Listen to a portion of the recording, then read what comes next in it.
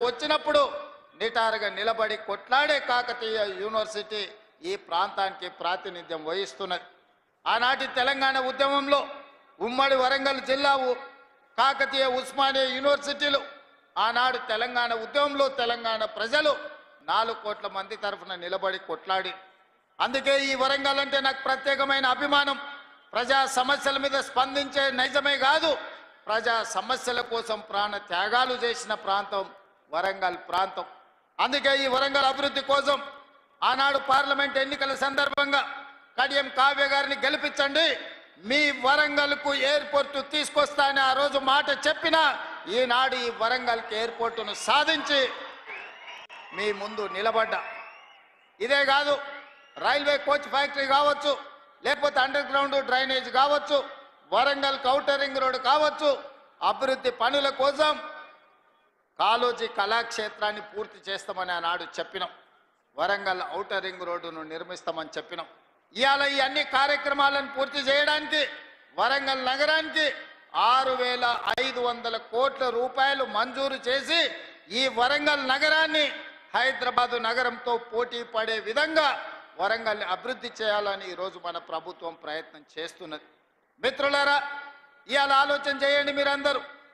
తెలంగాణ రాష్ట్రం వచ్చినప్పుడు ధనిక రాష్ట్రం, ఈ ధనిక రాష్ట్రాన్ని చంద్రశేఖరరావు గారి కుటుంబం చేతిలో పెడితే ఈరోజు అప్పుల ఊబిలో తెలంగాణ రాష్ట్రం కూరుకుపోయింది.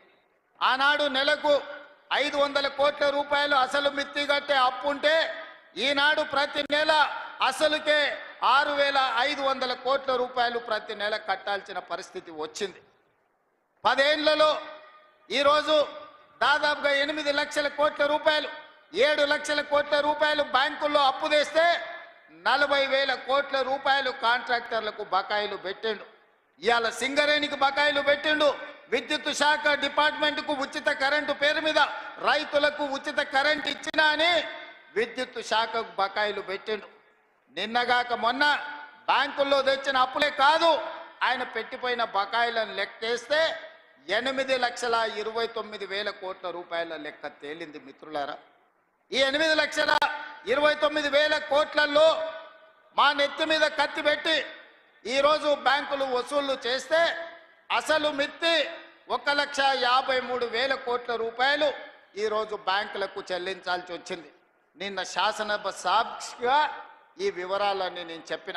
ఎందుకంటే ఈనాడు మీకు తెలవాలి మన ఆర్థిక పరిస్థితి ఎట్లుందో. మన ఆర్థిక పరిస్థితి తెలిసినప్పుడే మన భవిష్యత్తు ప్రణాళికలను మనం చేసుకోగలుగుతాం. మన భవిష్యత్తు ప్రణాళికలు, సంక్షేమ పథకాలు ఎట్లుండాలి, అభివృద్ధి పథకాలు ఏ విధంగా ముందుకు సాగాలనో మనం ఆలోచన చేసుకోగలుగుతాం. అందుకే మిత్రులారా, ఈరోజు మీ ముందు నిలబడి నేను మాట చెప్పదలుచుకున్నా. ఎన్నికల్లో ఇచ్చిన గ్యారంటీలలో ఆడబిడ్డలకు ఆర్టీసీలో ఉచిత బస్సు ప్రయాణం అని చెప్పినాం. 2 రోజుల్లోనే ఈనాడు 150 కోట్ల మంది ఆడబిడ్డలు ఉచిత బస్సు ప్రయాణం చేసినందుకు ఆర్టీసీకి 5,005 కోట్ల రూపాయలను ఈనాడు రాష్ట్ర ప్రభుత్వం అందించిన మాట వాస్తవం కాదా? ఈరోజు మా ఆడబిడ్డలు, మా అక్కల్ని అడుగుతున్న ఇక్కడ ఉన్న వాళ్ళను, అక్క ఎప్పుడైనా మీరు బస్సు ఎక్కితే ఎవరైనా అనా పైసైనా మిమ్మల్ని అడిగినరా అని నేను మా ఆడబిడ్డలు నేను అడగదలుచుకున్నా. ఆయల్ల మీరు అమ్మగారింటికి వెళ్ళాలన్నా, అమ్మవారిని దర్శించుకోవాలన్నా, యాదగిరి గుట్టకు పోవాలన్నా, భద్రాచలంలో రాముల వారిని దర్శించుకోవాలన్నా బస్సు పైసలు ఉండేటివి కావు. ఇంటి ఆయన ఇస్తే ఇచ్చినట్టు, లేకపోతే మీరు ఊరుకున్నట్టే ఉండే. కానీ ఇవాళ ఇంటి ఆయన బాయికాడికి పనికి పోతే మా అక్కలు ఆలయానికి పోయి దర్శనం చేసుకొని ఆయన వచ్చే లోపల మళ్ళీ ఇంటికి వచ్చేటట్టు ఈరోజు బస్సుల్లో ఉచిత ప్రయాణం ఇచ్చిన మాట వాస్తవం కాదా? ఇవాళ నేను అడుగుతున్న మా ఆడబిడ్డల్ని, 200 యూనిట్లు మీ ఇళ్లలో ఉండే కరెంటు ఉచితంగా ఇస్తున్నామా లేదా?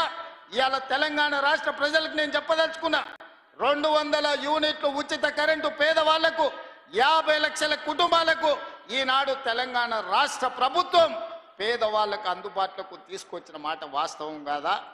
ఇవాళ అప్పుల పాలైన తెలంగాణలో 24 గంటలు ఉచిత విద్యుత్తు రైతాంగానికి అందిస్తున్న మాట వాస్తవం కాదా? అదేవిధంగా ఆడబిడ్డలకు 500 రూపాయలకే సిలిండర్ ఇస్తున్న మాట వాస్తవం కాదా? ఇవాళ నేను చెప్పదలుచుకున్న తెలంగాణ రైతాంగానికి వేదిక మీద నుంచి 25,35,000 మంది రైతులకు 20,617 కోట్ల రూపాయలు 2 లక్షల రూపాయల వరకు రైతు రుణమాఫీ చేసి మీ రుణం తీర్చుకుంటామని చెప్పినాం.